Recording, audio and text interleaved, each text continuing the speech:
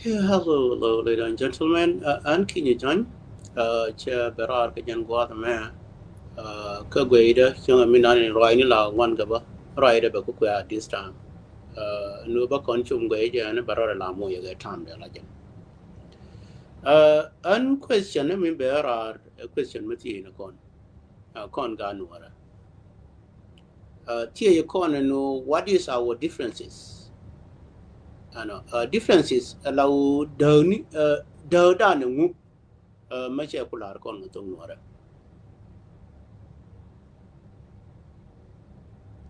Mình ba bờ thi nó đỡ đòn ngu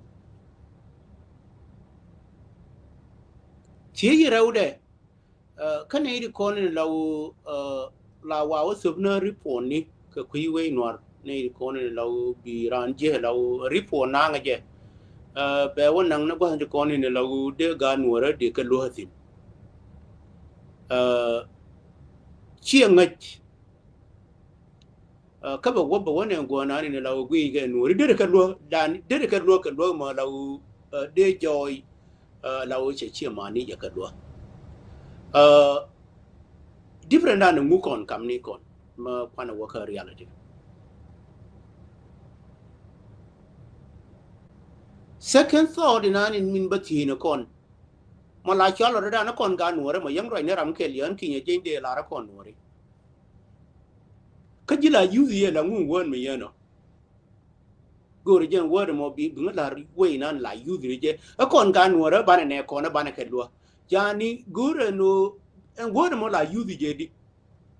ka yo ma yo ben ka ye ne individual ye ram ke ba wani biya wani yanzu na karo adu no gini lau yani an targa du shenuwar an targa du ginti ka ta dare ruwan na kai lau dare na dare confuse ka kai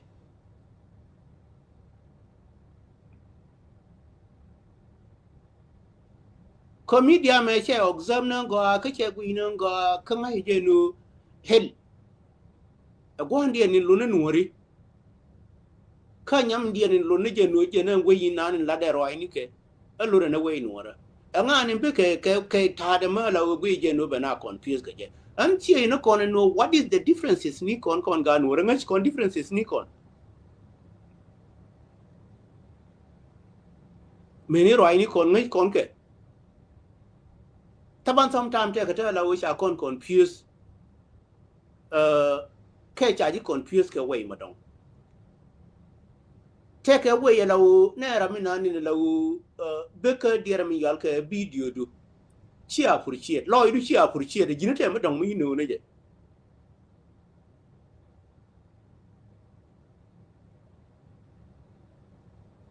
ne karo adu special be der ko ne ko ne take video ana kwaro da waited eno rama law be tam de be spend kele era ma yeno chai de me consider te ma no ne je kete mi no ne je law be be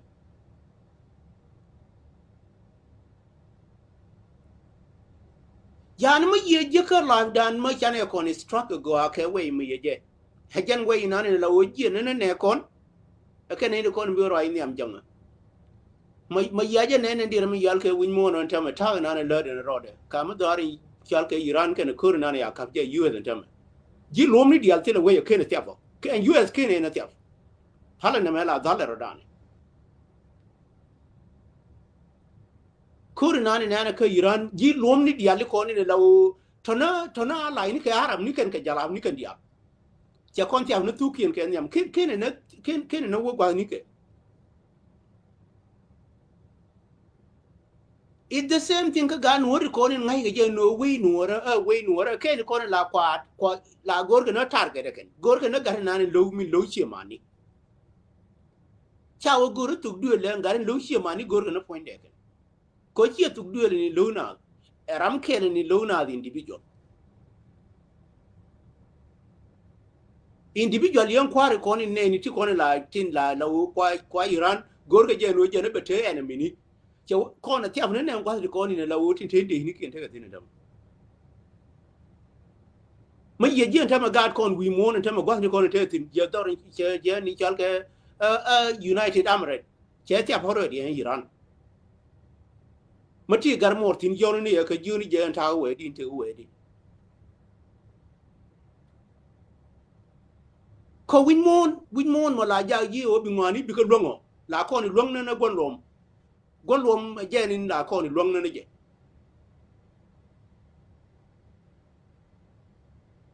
ramen gon ji jara mi la ko ni long na je kan enin ja ko na dor yal ga so sudan ta me en ga ko ni kwa ko la wonyo ko ka wuri jenga ba ka barai ni am dan ka public enin an ma kana yene long ma kana yene long ma kana yene long ni nan enin an che kon bi ja ko na bana la ni ta la kama na ki ya example ya kon bi ja ko bana la ni ta la bana operate di cooperation dan a kona lana je ka kona tankon a kana lana ye gulli a jine ye ne me naga kon chen question na quality no kon ma begra ara ba we kon ga nora for example yon ki je me la barar and word ma yo de je nu kon nori ka cha ye de me baile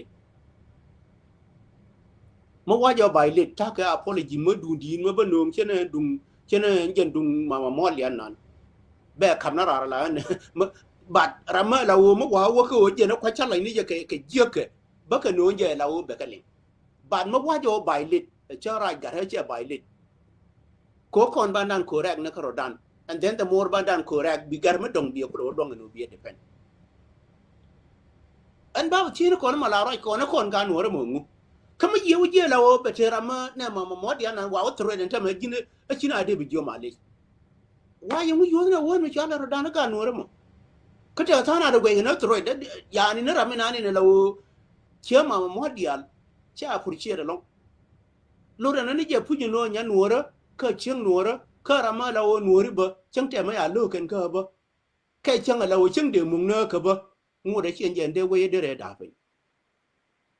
ka te ne ya dien bi ya sna ko ren ta ma ni na ni ya la ye de la wa yang la kwan dan ja ka ban la accountable la we yo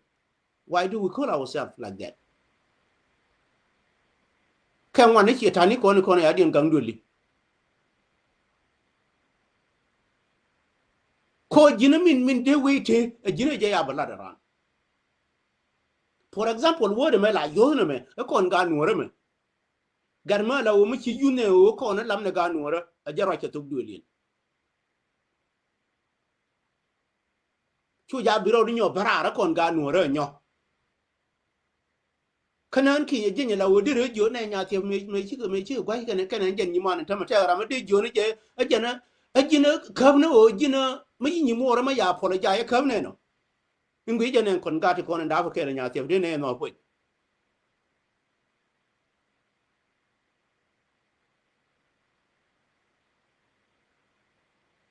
for example gar la na no dan tong na dan ka ro dan bi ye kon bi ga de ka kwai ne je no ne de ye kon ne ngu ka te ka ne ri te ka ne lu ni kon la wo ra mi na ni la wo chi lo de ye lu ne nuor la je be ro ma ne nuor be na jo ne la ba nuor nyiri yene ngani wuni kon wuni kon let us clear ourselves kon dan clear e che godon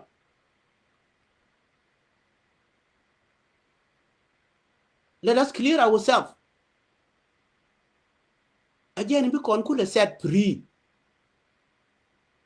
woda me mala yo me kon ga nuore me jin ma bira la o kon ga nuore me lugije use na to do lu me bara amma ya kam jin en wale oda wa choy gore bina ba correct kina gwa bina lo ina cham ne yin yana gar mo nda ye ke la nyi ne ke bia lo ina cham chia ya lo to tela ga nuore me la o me ya pisa man kana gwana pu ma la nyi special kur ka nuori a yen yen guru biya ko ito ni yen guru kan guru kian to na ni yawo kam ye mo run ya la lo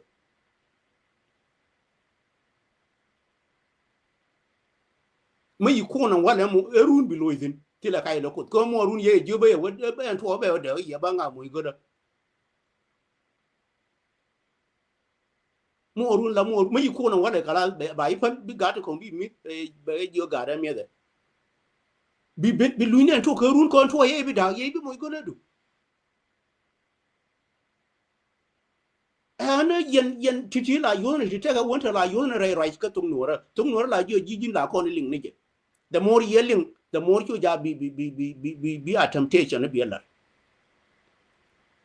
mo wi tung no mo wi jo ngai nan go anu la bi nuor the more chu ja bi na atam ana kon chu ja kwa na abuse and tam kan gen media ti tan ti use no way madam mo wi way madam we use nan ki nya gen jang be attracted when never even jang be attracted la we take a lot mi la na nga gen use gen kon ga nuor and then barore ba je ba la ba nuor ba wona reide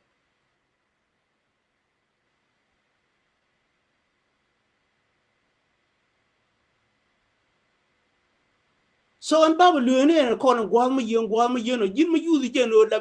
bi nya nuor ka bi nuor be use and won mi yen no en wo kon ga nuor ka yo bu barar mu dun din ma la pime ga nuor ma che ji la pime guje na pin sinja na la ga nuor kon te doron tam sinja la ka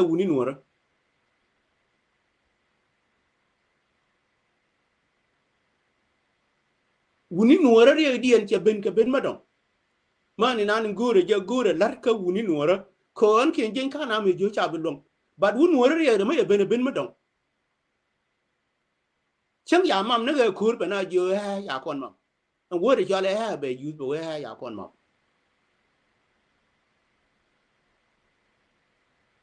taban minan ci lawo ta nan gurje no mutire ide la tiro ai ku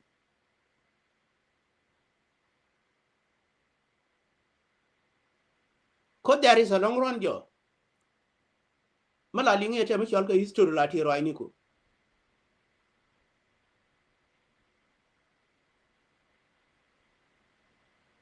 ka tiro ai ku ke future roi ni ku min jo ji tir ka cheo ji ne cha mi tir ka ke future computer me nuora me ku depender ore are ma chara la gora ni jibe tiyo be ji ne run be te gar ma dong bi be what do you think mo wa gen ba gore no bana ngani bana ga la lo ine mo wi gar ma dong ku be ne run jibe tiyo di aliya ni kwa cho tu du da ma ka tu du da ma kel jo I mean tu du da baro bedak dien de la par yang yi jien tin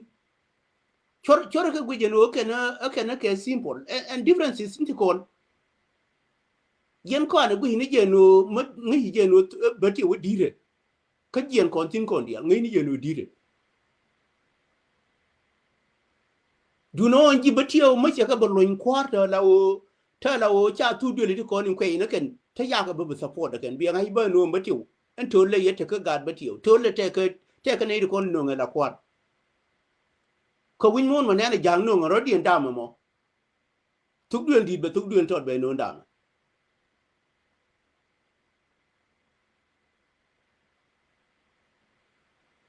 yani dundan me ma labi garnyal gu henen go chena medbel ko bel ma chami ko mo guru ke no ti fiuru bi mas ka yi bi mas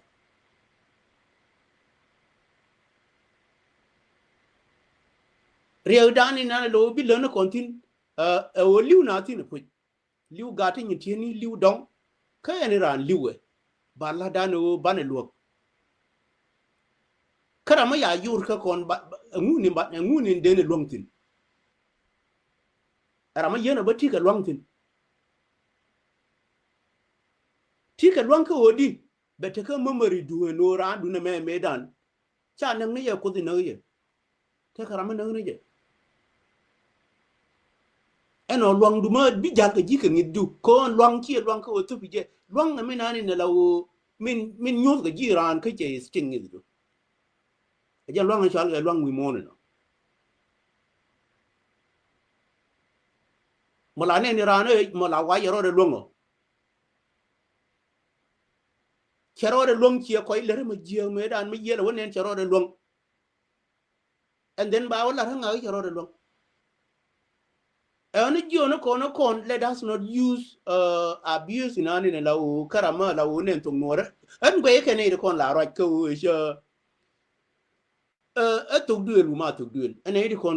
kon chiga ta kamara la ko kan wori jalla kan wori kan ne de gorga ne interest din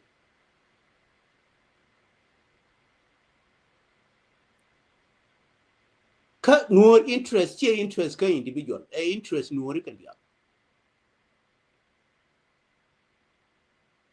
ma jig ye ne interest me interest ka Nuer che individual interest in ngoro ne e interest ne ni dia ni ngoro ne eno ko Nuer bi point da ne bele we ya mi la wa yira ni point da ye da we ya chi mo bi ne rin ko ngala wo be de ke ka bi ne re ko ne ye de ke nyam and then babu we ba ka be jumle ngi je no te ne re ye ko de ke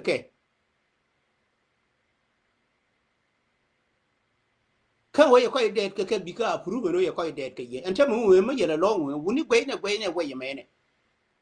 ya ni bi agwe na we na ni go ye long tin ya woni di ne ba ti mo kan an wuri jang ma kan na joy am dori but ti bi jang lo tin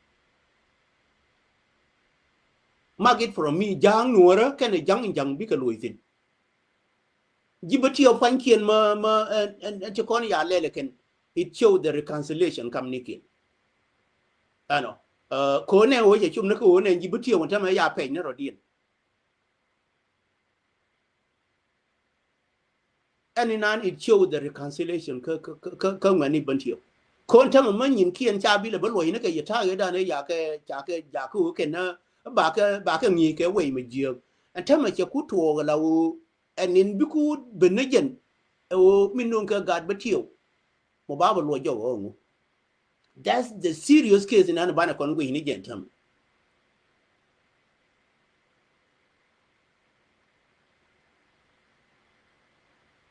so a reconciliation me ya kana lawo ji batio cha rodien mai na ka rodien mana ga ne yeno en banti ute ka hander ko jena berier la nur kan lide do no any dor la te ka tan en banti u be lo ya la nur kan lide ma tie de pa ka jio ka se pon ke do no ngani la gwi na chozi na ni chozi ke ko ngani mi yiga gwi en ma je da ne da ma jibe ti ola ma rodien na ba ka to le ma yom ba ka nungo gor ba bu no jage ba tu du na ngor ke de ma ka banti ba ma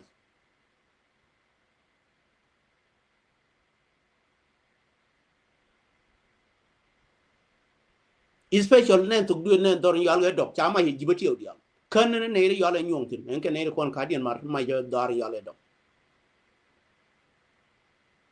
ma ye jene ma yandi di mo pat min mo pat dor yal ga dok cha ma yen dor yal ga dok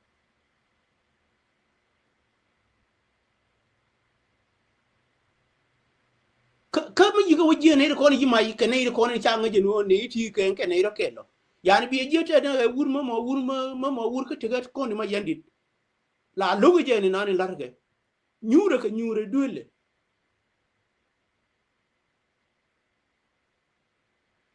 tene dole e wur ma yandi tene dole ke gore be yimbol ko te ram chi la gore be yimbol gandi ko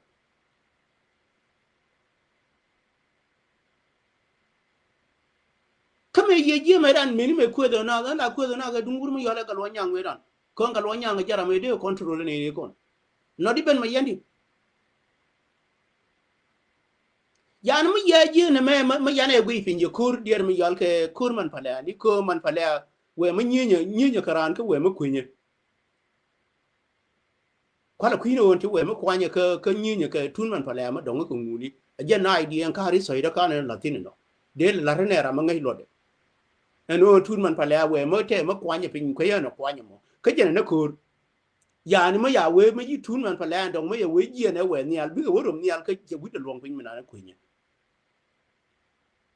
ka experience ka de gwi nan go ante yanto kala la ri so here de no lo de no di ante di Allah an jo no kon no kon dorin chal ke bantiu pu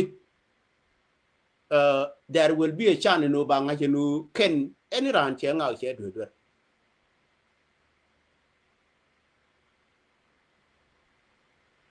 ko mi ye je ne dorin yal ga doga ware yon dorin yal ga ler mo kwa gatin ko mo kwa ka lo de wur mi yala ta keriye ne ta keriye che om ne gatin ko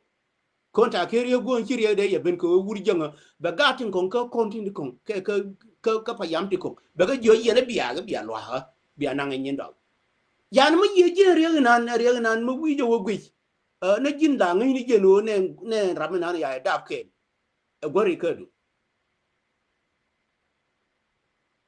gori kedu ne ram ya dab ke gori kedu je ne quality ni je ne na yi na ba no ro lan tamme cha wannan ke wai medon an ce ne na me da ne wurma ma chal ke haje da mangai ko ne na ngo am ya kula no ngala commissioner le ran tamme e mu che ku request ne te ko ne ya mai do rin yal ke dogo e ti me ti ya me be rar ka me no ngara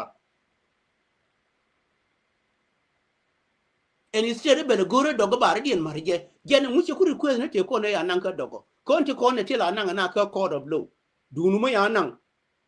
na ka code of law ti ko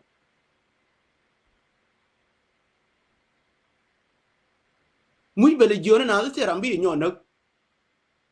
ma dunu ma ya nan ran chen kwala ne je ene la wi o kwet ka code of law mu ti ke be deni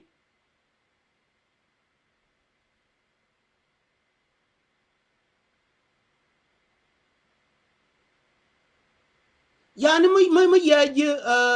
again quality no kono no what is our differences kono ri kon word more good no differences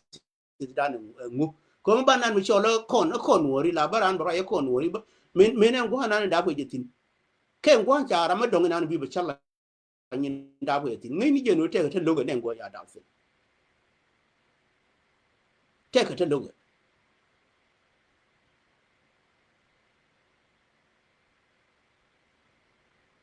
na babu jiyo ko na luka na me chuja yo ne je che ne yal ke dok tera ma an kin je tera ma de la ka ke de te sud kaminani te ibeden kaminani min na je la de bad minani ku ye la de be dok be wa cho la dok an kin ne me la mo yo ko na rana pu ram ku dok cho de jimi mo yo ko ne won me yo na ka ro ada che ngade ja ko de gwa hidi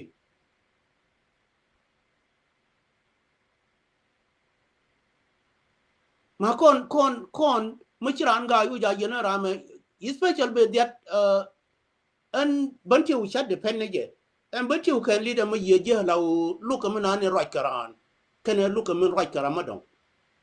ke different ni long ke different ni long ke different ni long ka luka mana ne kudun na kan luka mana ne yi kudun na ka good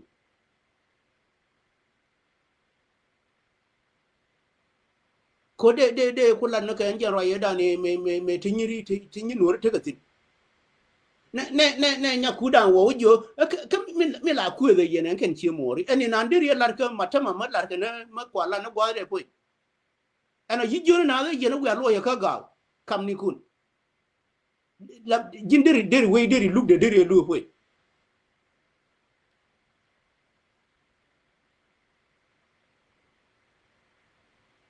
yani ma kwa po nya oren te yento jin ngai ni jeno mi ga nuore ma yeben en wore ma yo ne lam ne nuore me bandan twede la nuore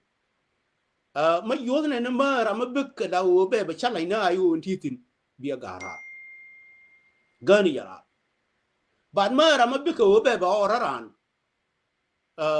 ana yeno nje la kuna la wotin ba yo ti jino or na plan ke leli nu ko system akan yen nyiri ndi ko ne ba nyuna kan system ba ngai jenen ko re nan te kirtin ki nya nore ni bi me wotin ne nya ku na ne ngai ne je kon wuni ku ne believe yen jen ba wu ko am ki magit ke na yen ngo kon wuni la lar ko to kon wuni la bo ji to ni ka tuo ko dere ka ngai ne ke jen USA ye wa de ni ye la ri ki ku wi ko me wu ki ko yen ma wi ka politic la ti ro dun ke politic ti ro dun ke je nyin do li ke ne nyin politic ku good kamin moy ne ngut ti o chi ga je ngai ke ak ti ni kun jo ak ti ni kun yen ma ngai ke na go jo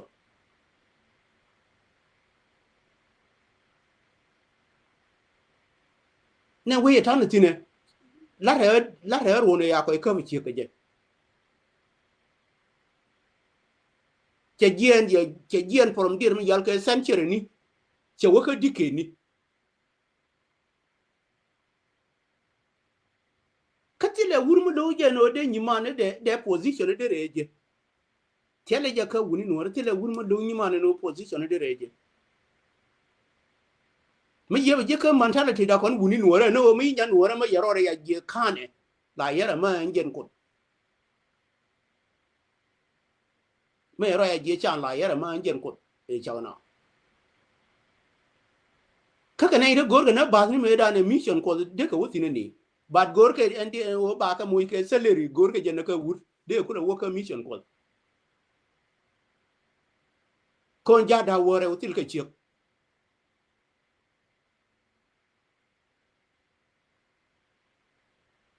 ja da wore util la lenga til ka chiek mutare den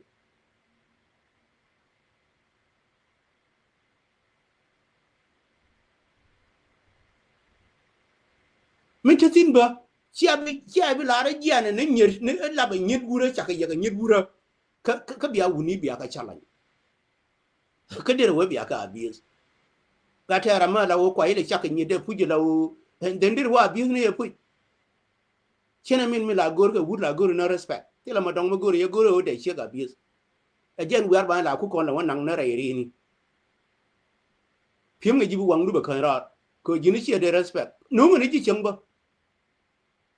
ya te ka tong wan cha ri hala ye le ma yal ge chiek wi mon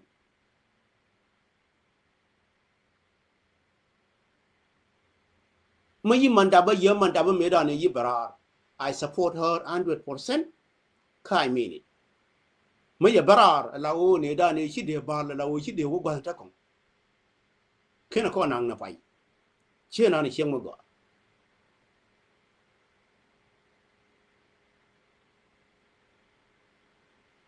ka gar ma go la ngi je na ka man ne nyaare me wade mu ji chiek ne ndaw je ne nyaade ba jwa ngi ni je nyam ma ye no man me ye no ye nyaare ya ngai ne go ne che wade la da to mu ji chiek no ne je we nyaade ba jwa la li ba ne ye je ne jin gar na ye nang la ju ni ji nyaare ba jwa chen ne go che dia approve no ko chiek ke ler kai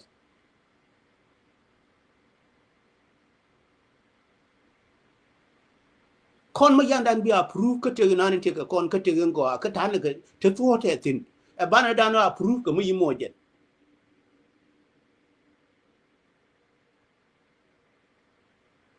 mama mo dial te ka mu ye chum ni tin ma la ma kwa ja la no eni ra ma te apology ka ye ne ko ni ya bai ka je ja wa wala ko ne video ni ke la ra je no te ko ne chi ro ai te je ji ka bara tin ko ni wa di li ni ke wo ji te je ji bara tin chi wo tin men al deng tong ni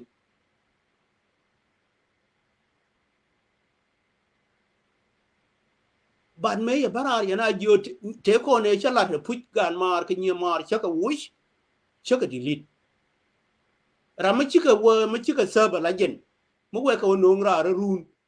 reputation mo ye beka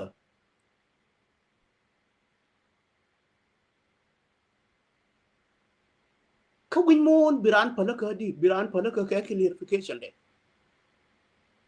an kwa ka lo ye run ra ma na lo ke bira ma na ngai so and then be jal ka to kon ga nuora kon en tem bi jala ne kon en law ngas ka je no kon la ko nuori pu not even to do it kon la ko nuori pu ka ne kon bi jal ke la this time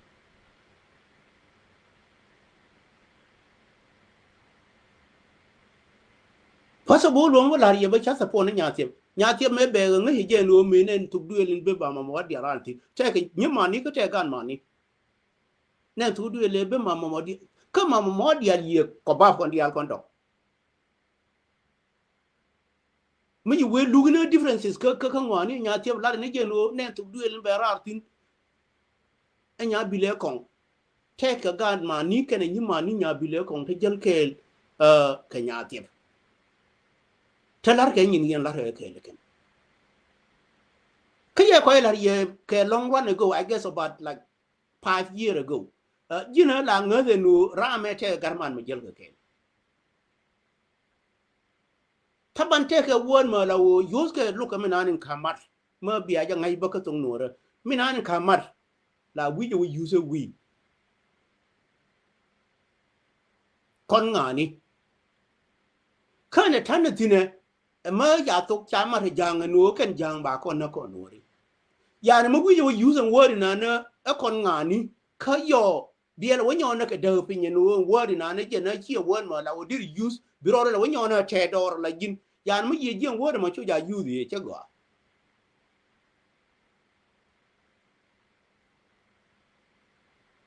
che go che go karama la wo whether kula na nyin wora whether kula na nyin politika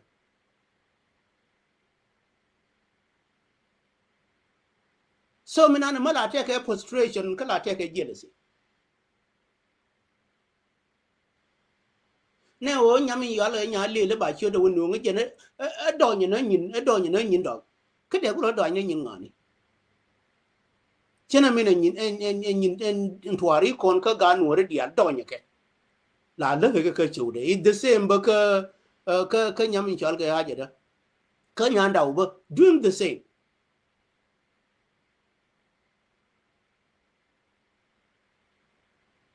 de gun wi ja ga no re de ro do nyin ngani tin wi de do yani ran ma jeli kel ka nuori at this time jin kurodu settle ka o bi nga no jeli kel ka chi mori teke te la o chi barar ka lo kedo kama ma la o a cha kam ni ji ngeng ba an la kwa kon daira ga no personal case an kinya jin cha la kwa in bol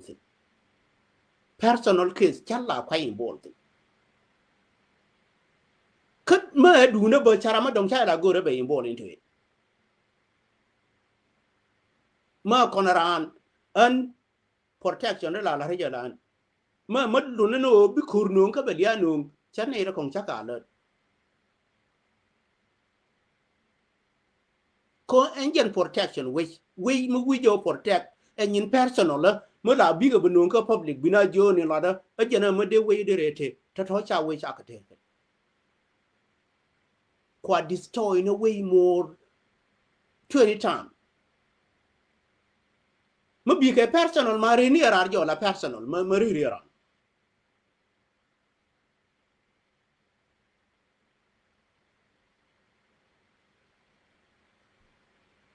yani ana wo ina ka ro into ko ne la wo biran bi je berar ke personal and then be word nori be use and nan do no di bana tam no bi berar ke personal ka bi word nori bi use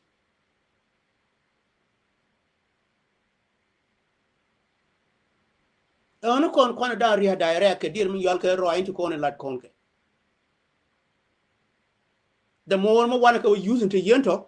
the more respect ra ma la wo mo no ran ma la wo te ka kon ti mo dong ka pa yam mo dong te ka bu mo dong bi nga yino ra mo bi mo te ka nei da ba user ke ne no e ja a kon na pala ko la kon pal ga ye la yen la ngani ka mu yo na word and word mo la ji wo to du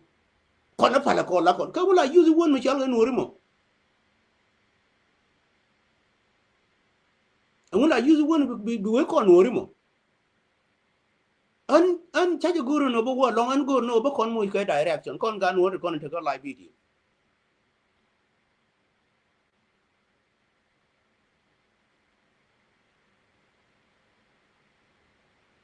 ka direction mo je direction chi o cha ju ni ji pon du nu mi la di la re ka re ni na te chu ja mu wi wure ne we mu dun di de e bina jo cha ngo bi ko de we mi yo no bi gar mo bi lo de kai bi gar mo chi lo de lo ngaron pe nya lo ngaron pe seriously mala ra to la to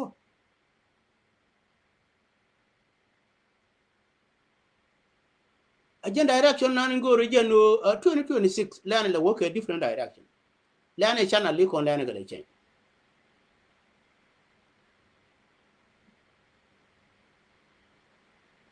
mo bi ko live video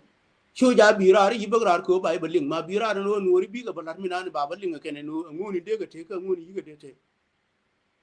bi ra ko bi ba ra jo bi ra ko ba bi ko no ri jo nguni la ri ma du re ni jid ni yeno no ri ma la be ga ba bi ra ba ra pal bi be ra ko ni la di ngu ma de ko nda ga ye ko de da ra ma gu je de ko nda an ki jin be ra pal bi ba nga cho li yo chu ja jini yiga bagra ka wajina ci ben ka live video te ma baba ko yigen mani la di baba linga ket mo gor ka jeno biro do approve ba ka way ma dong ba baba nyo der jiken win mon te la win mon muti approval jan gwa ma yeno nan ba petin first of all gor right nan ya lar ye gor ne jenu kon kana idi kon ne lawo tin kwa ngani kwa ka de lar pin tama ma ku yike an ngaye ke for example take a video ma ya share ante kon ya lar te ya lar wurmu jal ka Johnson wulon chika chup ka jen dir mi yal ka Geneva me war me la kwana de chode Geneva min ku len jen Washington DC ante kon lar ka wurmu jal ka lurai kon chika chup ka Geneva me wade mi la lat kon ne kara ma la le no jena ni nan lar ka nori be no rar ka jira mi nan la obi ba na division la nga hi different nu de poy teke wurmu mo na wuto du lun ma la o gwe ni je no nori biga tege di yan mi yo je ti kono na ngi ngi du kana ti na ngi wurmu la o la we gan ti kono tin cha no rar baka wo display baka wo display na kan jen Washington di e wun wor ma la wo tene ngol na ni ai daftin ka bi ben ga division ma dun di ne yena ba chianga je no tera ma dong ma la ga pinya ma la ka nori nga ga je ne la ga pinya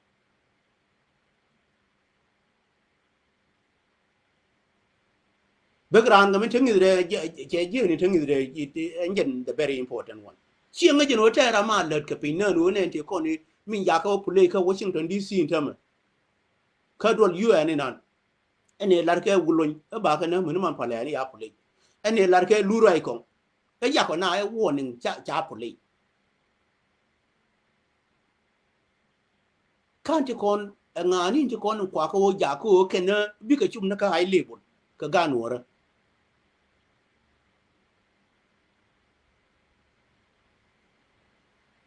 yani nuor me lawo me bana baro itin ka der mi yal ke pinye chianga je no nuor te ka stam to kon te ka ga nuor te stam to kon ya kwanye ken te ka ga nuor ba ni nan ba la ji ka social media ri kon ni stam to kon ya kwanye ken yani cha bi jori ji cha me ne lele ne chi wu nuor ke la re ni lele wu nuor mi mo wu nuor sigre nuor che de me balat ka rai ma ba la we kon chianga be be de ben ti kon ba la kon chianga ba ne ka balat ka media bi ram nan be ka balat ba ka balat ko be ka control ba ke we inde nyin chianga de control ga jaba ba ka lar ke we ko ngani ko control ga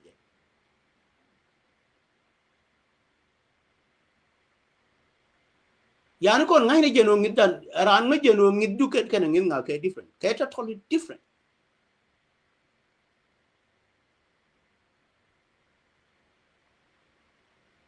ka we nan gorne no gola na kon wori be succeed ke je jaro nan de minde marieno eno jinla tiro du no magui je la wo bite division chu jala bi word me la wo kon en kon nan ma yalga plural ka tung ne timbur a generalization ni nan use no kon take identification me use bang ha no yen ngani kama we you know an biang ha no tung nuora kana tung ne timbur til ke totally different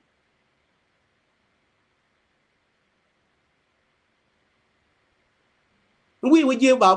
kana timbur ba we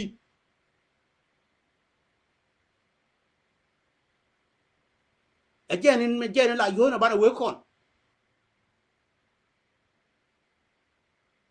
mo gor ga no ba la jin ba we you no di ben cha bi ramala ri ba ba ro rai sele la jen ba ba we ai mo jin ba nyo jin no you jin ke tok no ba we jin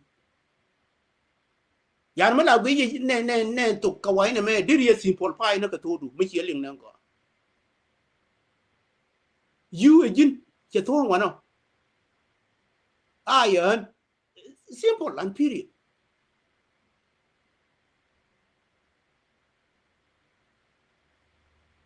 alla kala chu ja bana to token bana ka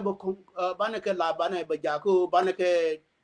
ka nan ka we mi mo jen an ba pe wano bi ko be take ye ne kon ya gwi